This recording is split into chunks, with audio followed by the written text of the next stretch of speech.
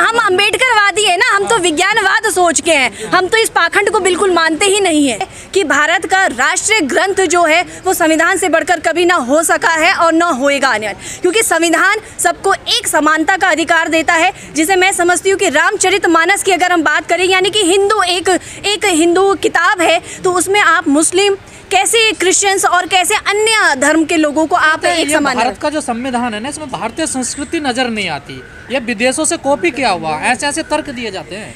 देखिए, अगर ऐसा लगता है तो उस समय के वो बुद्धिजीवी लोग और कहाँ थे। संविधान सभा में तो बहुत सारी कमेटीज बनी थी, बहुत सारी समिति बनी थी, झंडा समिति थी, बहुत सारी समिति थी, तो उस समय पर तो इसका कोई विरोध नहीं हुआ। और ये संविधान ऐसे व्यक्ति द्वारा लिखा गया है कि जिसे मैं कह सकती हूँ कि विश्व में ज्ञान के प्रतीक के नाम से जाना जाता है। तो यानी कि आप एक ज्ञानी व्यक्ति के ज्ञान पर आपको शंका हो रही है, तो या तो अगर कोई ऐसा और बुद्धिजीवी व्यक्ति आ जाता है तो वो बेशक अपना एक प्रस्ताव रख सकता है, क्योंकि संविधान को बनने में ही कुल 2 साल 11 महीने और 18 दिन लगे। बहुत सारे देशों से पढ़कर संविधान लिखा गया है, और अब कोई भी व्यक्ति आकर कह दे कि हाँ ये संविधान गलत है और उसको चेंज हो जाना चाहिए, तो पहले उसे बाबा साहब के लेवल पर आना पड़ेगा और तब इस बात को कहना पड़ेगा। तो रोज कह तो रहे हैं ना, देखिए लोग, देखिए कहने से क्या हो जाता है, कहने से क्या हो जाता है, कहने से तो मैं भी बहुत कुछ कह सकती हूँ। मैं कह सकती हूँ कि महिलाओं को क्या है, भारत को पुरुष प्रधान देश न कहकर महिला प्रधान देश कह देना चाहिए, पर मेरे कहने भर से कुछ नहीं होता है ना। जब तक भारतीय संविधान इस भारत में जीवित है, तब तक कोई भी दूसरा व्यक्ति नहीं हो सकता कि कुछ भी आकर कुछ भी। हाँ, विचार रखने की, कहते हैं ना आर्टिकल नंबर 19, विचार एवं अभिव्यक्ति की स्वतंत्रता। डेफिनेटली योगी जी क्या, मैं भी कह सकती हूँ, कोई भी कह सकता है, लेकिन उस बात को बिल्कुल यूनिवर्सल ट्रुथ मान देना, तो ये मेरे पॉइंट ऑफ व्यू से है कि भारत की पहचान जो है पुरुष प्रधान भारत से है। इसे अगर महिला प्रधान कर दिया जाए तो ये मेरा विचार है, हो सकता है आपका कुछ और हो। तो ये इस बात पर ये बात थी कि हर कोई अपनी बातों को स्वतंत्र तरीके से रख सकता है, वो डिपेंड करता है क्या आगे फॉलो होगा। ये पिछले नेता जो कह रहे हैं कि हम हिंदू नहीं, हम शूद्र, बिल्कुल बदलाव आएगा, और ये जरूरी भी है कि आप अपनी पहचान के साथ जिए। अगर हम जनरली ये देखा जाता है कि लोग शहरों में आ जाते हैं और अपनी जातियों को बदल देते हैं, और तब इस नारे को देते हैं कि शहरों में जातिवाद नहीं है। जातिवाद का तो पता तब चलेगा जब आप अपनी वास्तविकता के साथ जिएंगे। आप शहरों में आते हैं, अपने कास्ट को बदल देते हैं, तो इसलिए आपको उस बात की जानकारी नहीं है। पर गांव में जाए जहां उनके पूर्वज वहीं से बिलोंग कर रहे हैं, उनको इस बात का सामना करना पड़ता है। जातीय जनगणना हो रही है ना, अब देखिए। हाँ, जाति जनगणना हो रही है, अभी तक तो इसकी कोई ऐसी पुख्ता खबर नहीं आई कि भारत में भी हो रही है। बिहार में हो रही है, तो ये बहुत ही अच्छा बिहार सरकार ने ये निर्णय लिया है और इसे पूरे भारत में लागू होना चाहिए। और जैसे कि हमारे डॉक्टर उदित राज और डॉक्टर ओम सुंदर जी हमेशा इस बात को कहते हैं कि हमेशा हम इस बात की अपेक्षा करते हैं कि जितनी हमारी भागीदारी है, जितनी हमारी जनसंख्या है, उतनी हमारी भागीदारी भी हमें मिलनी चाहिए। जहर फैलेगा जातीय जनगणना से देश में? नहीं, अगर इससे जाति का जहर फैलेगा तो आज से पहले क्यों नहीं फैला? जब आज से पहले जो ब्राह्मण वर्ग था और जो उच्च कोटि का वर्ग अपने आप को कहते हैं, तब ऐसा क्यों नहीं महसूस हुआ कि जाति का जहर फैलाया जा रहा है, कि आप दूसरे व्यक्ति को बहुत सारे संसाधनों से आप वंचित रख रहे हैं? तब ऐसा ख्याल क्यों नहीं आया कि जाति विहीन समाज बनाने की बात हो रही है? बिल्कुल जाति विहीन बननी चाहिए ना, पर जाति विहीन तब बननी चाहिए कि जब केदारनाथ और बद्रीनाथ के मठ पर कोई वाल्मीकि समाज का कोई व्यक्ति विराजमान होगा। अब हिंदू राष्ट्र बनेगा भारत, हिंदू राष्ट्र बनेगा। देखिए सर, सबकी अपनी अपनी इच्छा है अपने अपने विचार रखने की, लेकिन हम इस बात को डंके की चोट पर कहते हैं कि भारत की जो पहचान होगी सिर्फ संविधान के आधार पर होगी, और आर्टिकल नंबर 25 हमारे लिए सर्वमान्य है कि व्यक्ति को हर धर्म की चूज़ करने की यहाँ पर स्वतंत्रता है। तो डेफिनेटली हम तो इस बात को मानते हैं, और मैं तो हमेशा ये बात कहती हूँ कि जिस प्रकार से आपने भी दोबारा से बीच में पंच किया हिंदू राष्ट्र, तो मैं आपसे जानना चाहूँगी हिंदू राष्ट्र की अगर आप बात करें तो आपकी क्या ख्याल है APJ अब्दुल कलाम साहब के साथ? मतलब उनकी तो जब भी आप छवि देखते होंगे तो आपको तो सिर्फ एक मुसलमान की कुछ नजर नहीं आता, उनकी उपलब्धि। विश्वगुरु इसी रास्ते से बनेगा, कथावाचक। तो जब आपने कथावाचक का जिक्र ही किया है तो उनका नाम भी बता दीजिए कि कौन है। शास्त्री कह रहे हैं। तो धीरेन्द्र शास्त्री जी तो आज की डेट में, हाँ डेफिनेटली। तो अगर आप कभी जाएं और उनसे इंटरव्यू लें तो मेरा भी उनसे एक सवाल है कि जोशीमठ में अभी बड़ी आपदा आई है, जोशीमठ चमोली जनपद में है, तो वहाँ कभी वो कुछ बता दे कि वो कैसे सुलझेगा। अभी आपने देखा होगा कि भूत निकालते हैं, वो भूत परे नहीं, भूत निकालते हैं तो जो ज्ञानी हैं तो वो तो हर चीज बता सकता है ना, वो आगे और पीछे सब कुछ बता सकते हैं। तो भारत को तो अब कष्टविहीन हो जाना चाहिए। लोग उनका ज्ञान कहाँ चलने दे रहे हैं? अम्बेडकरवादी नए बिल्कुल, हम अम्बेडकरवादी है ना, हम तो विज्ञानवाद सोच के हैं, हम तो इस पाखंड को बिल्कुल मानते ही नहीं है। ये तो यही तो हमारी पहचान है, वो दिव्य शक्ति है सनातन धर्म की। तो यही तो मैं भी आपको कह रही हूँ कि दिव्य शक्ति है। तो जोशी मठ का केस है, ऐसे तमाम इतने सारी एट्रोसिटीज हो रही हैं।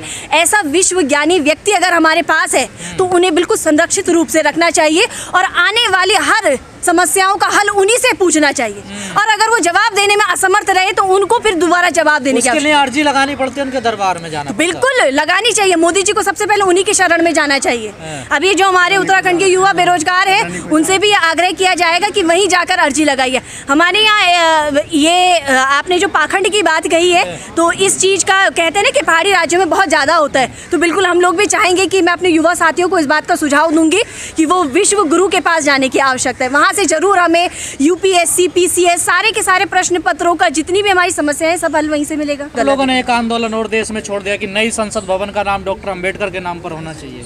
बिल्कुल, डेफिनेटली। अच्छा, इसमें ऐतराज वाली क्या बात है कि अगर हमने ये बात छेड़ी है तो हम भी इसी भारत के नहीं, आप लोग आंदोलन कर रहे हैं। देखिए आंदोलन जैसा तो अभी तक नौबत नहीं आई है, लेकिन अगर हमारी मांग नहीं मानी गई तो बिल्कुल आंदोलन भी किया जाएगा। और हमारी मांग कोई गलत मांग नहीं है, बहुत जायज़ मांग है। और मैं तो चाहती हूँ कि जो आदमी इस बात का विरोध करे उसके पास बिल्कुल एक सटीक तर्क होना चाहिए। ये नहीं कि आपने कह दिया ये नहीं होना चाहिए तो ये नहीं के पीछे कारण, और हमारे पास लाखों और करोड़ों कारण है कि बाबा साहब के नाम पर क्यों होना चाहिए। जो रात के अंधेरे में बाबा साहब की मूर्तियां तोड़ जाते हो, क्या वो नई संसद का नाम रख पाएंगे? हाँ बिल्कुल, संघर्ष जारी है। बाबा साहब को स्कूल में बैठने का अधिकार नहीं था, आज बाबा साहब हमारे बीच में नहीं है। उनकी मूर्तियों को समाज में रहने का अधिकार नहीं है। तो इसी से ही पता चलता है कि जो समाज में समानता है वो किस हद तक की है। अभी मैं पौड़ी जिले से हूँ, उत्तराखंड से। वहाँ पर भी हमारी एक अम्बेडकर पार्क है, वहाँ पर बाबा साहब की उंगली तोड़ दी गई। तो इससे पता चलता है कि किस प्रकार के सोच के लोग यहाँ पर रह रहे हैं। और यही बस एक कारण है कि जो न्यू पार्लियामेंट हाउस है वो बाबा साहब के नाम पर क्यों नहीं होना चाहिए।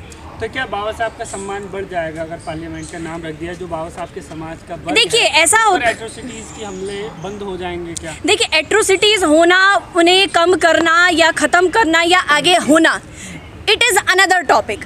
बट अगर बात करते हैं कि पार्लियामेंट का हाउस का नाम क्या होना चाहिए तो इस पर हर कोई अपने विचार दे रहा है। इसी प्रकार का विचार हमने भी दिया है, जिसको पूरे तर्क के साथ हमने दिया है कि बाबा साहब के द्वारा संविधान लिखा गया है।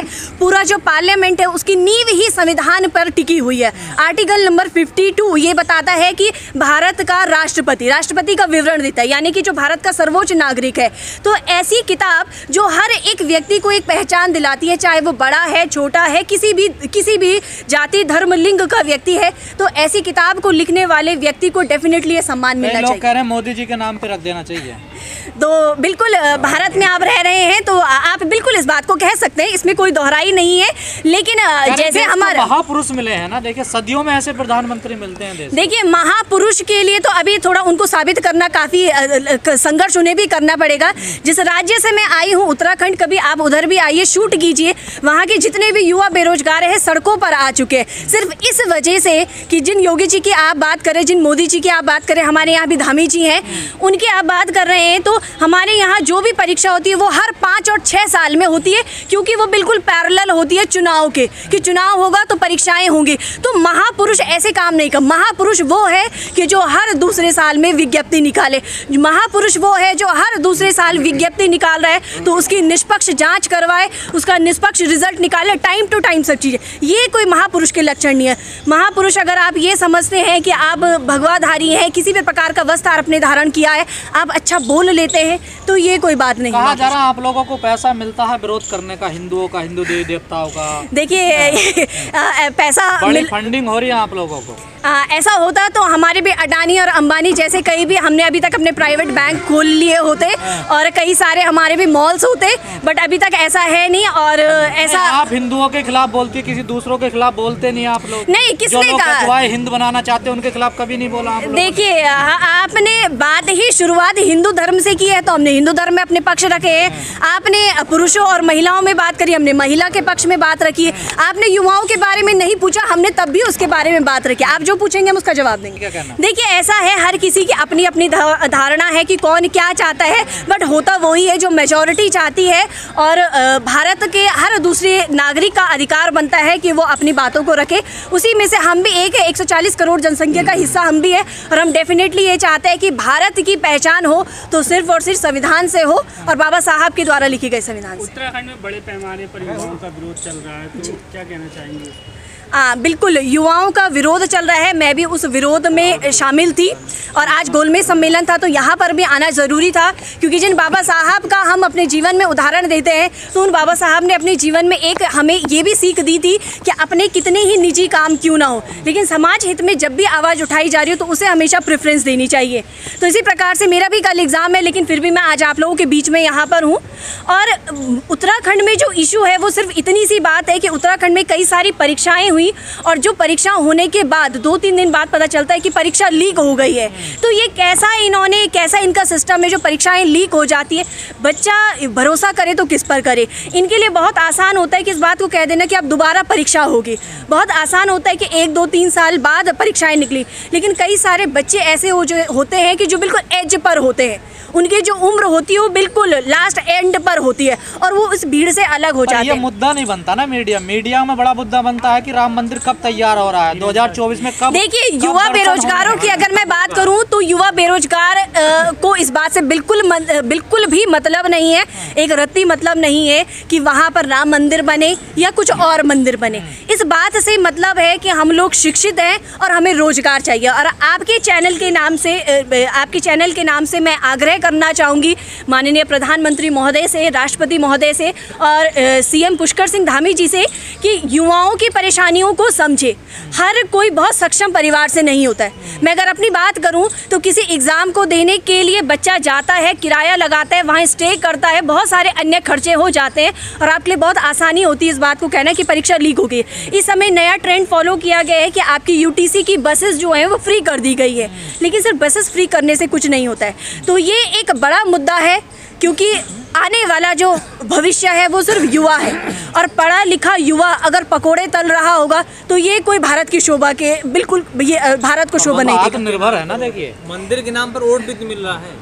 क्या मिल रहा है? वोट मिलता है, सरकारें बन रही है, वोट मिल रहा है। देखिए, ये तो अब भारत की लोकतंत्र का हिस्सा है कि सरकार ने बनना ही बनना है, लेकिन सरकार बने और बिगड़े ये पूरा जनता के हाथ में है। जिस प्रकार से युवा आक्रोशित है तो इसका जवाब सरकार को जरूर देखने को मिलेगा और बहुत जल्दी।